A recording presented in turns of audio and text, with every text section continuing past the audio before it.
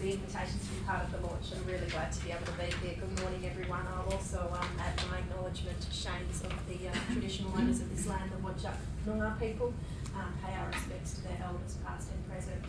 I'm quite optimistic that WACOS this year will be able to launch a new initiative in partnership with many people in the Noongar community, which will be known as Reconciliation WA. So we've been talking with Reconciliation Australia, the Breeding and Home Committee, and the Stolen Generations Alliance about establishing that project for the not-for-profit sector here. So it's in that spirit of commitment to reconciliation that I do acknowledge the traditional owners this morning. Stay tuned for more news about that, hopefully for this year. Shane just mentioned some exciting news that we received from the Premier at the WACOS Union Sector Breakfast last week, which was that WACOS had put in an application to the Social Innovations Grant to create an online platform for the community services sector, similar to what Queensland, the QCOS, have done with the Community Door platform for the sector over there. We're planning an adaptation of that.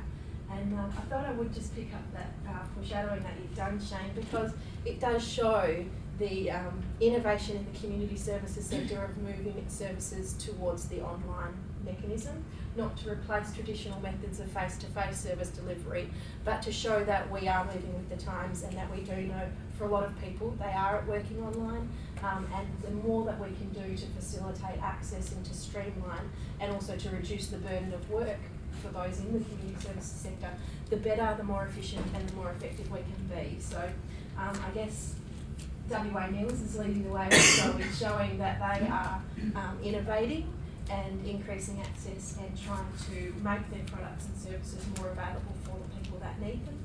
It's a great way to reach people in regional WA. It's a great way to reach people who have less flexibility, particularly in terms of the times of day. They might have care responsibilities for children or other loved ones.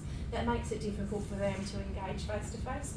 So out of respect for the clients and in terms of providing those flexible opportunities, it's fantastic that Nils is moving in that way as well. So congratulations on the launch today.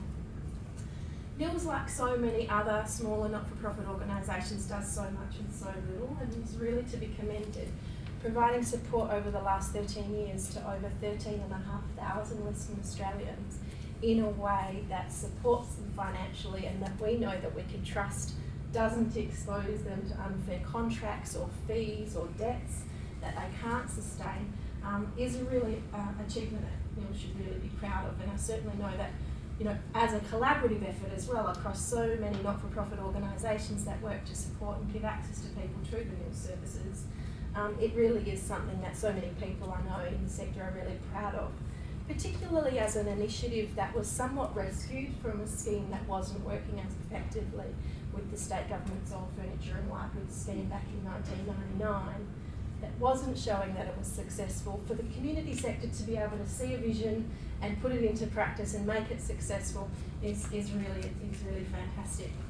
It's even more important at the moment because some of you would remember last year the state government actually abolished the hardship efficiency program, which included things like a fridge replacement scheme and working with clients to help identify old inefficient appliances that were costing them more than they should, helping to refer people to get access.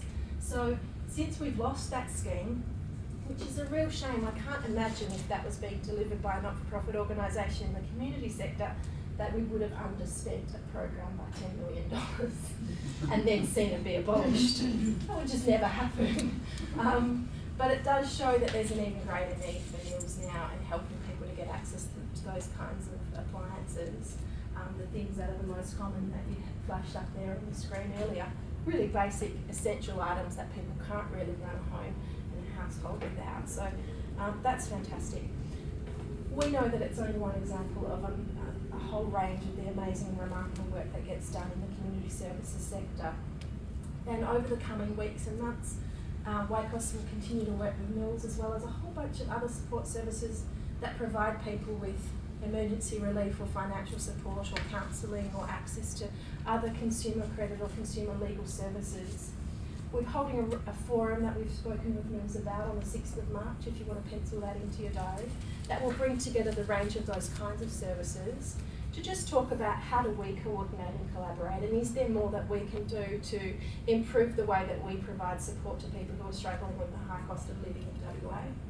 Perhaps taking on Neil's example, what could we be doing more online? How could we be sharing information about referrals to improve the effectiveness and efficiency of the services that we provide?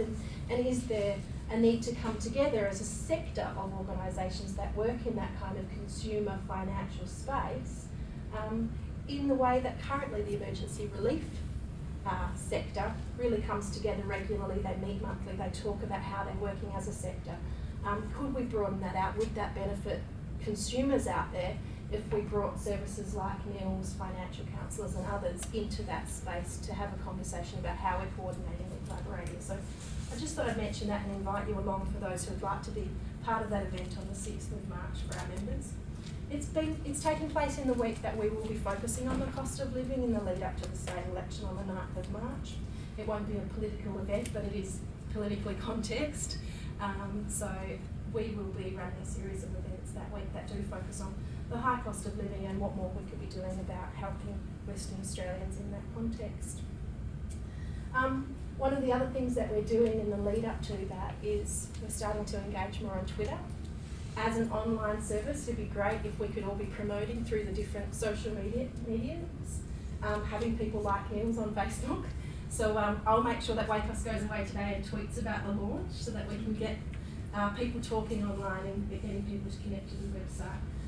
Because certainly we know that there's lots of advantages, but there's also lots of dangers and traps that we can avoid, and I'm sure Anne will talk more about that in terms of the advantages of Neil's as a provider. So thanks very much for the opportunity to say a few short words this morning. Congratulations, Shane, and best of luck. Thanks.